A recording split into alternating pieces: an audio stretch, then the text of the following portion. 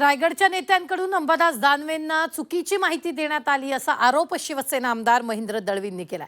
मला आणि पक्षाला बदनाम करण्याचं षडयंत्र असल्याचा आरोपही दळवींनी केलाय। तर तटकरेंना वर्षभरापासून भेटलो नसल्याचंही दानवेंनी यावेळी म्हटलेलं आहे। त्या अनुषंगाने केलेले षडयंत्र असावं असं मला नक्की वाटतं।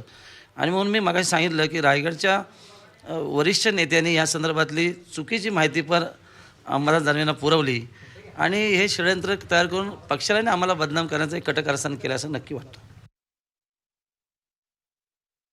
तटकरेजण माझा तसा मागच्या वर्षभरात कधी बोलणं नाही। एखाद्या लग्न कार्यात कुठेतरी भेट झाली असेल आणि माझ्या मोबाईलवर तटकरेंचा ह्या वर्षभरात तरी कधी फोन बोलणं, आधी ज्यावेळेस आम्ही एकत्र होतो त्यावेळेस बोलणं होत असेल, पण आत्ता तरी तटकरेंशी माझं बोलणं नाही।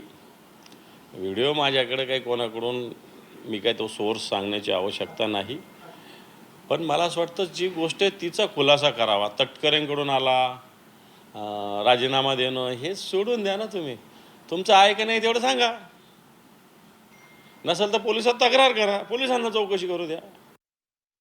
अत्यंत बेजबाबदार निखालसपणाने खोटे केलेले हे आरोप आहेत। माझ्या 40 वर्षाच्या राजकीय जीवनामध्ये माझा अनेकांशी राजकीय संघर्ष झाला, पण तो राजकीय विचारधारेवरती त्या ठिकाणी झाला।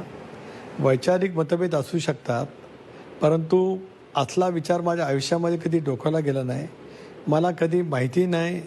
आणि अंबादास दानवे यांनी जे काय केलेलं आहे, माझा अंबादास दानवेचा वर्षभरात 2 वर्षात साधं बोलणंही नाही, माझी साधी कधी त्यांची भेटही नाही, फारसा त्यांचा माझा परिचय नाही आणि मी समोरासमोर वैचारिकदृष्ट्या एक लढणारा कार्यकर्ता आहे। असला विचार माझ्या आयुष्यमानामध्ये कधी स्पर्श करून गेला नाही।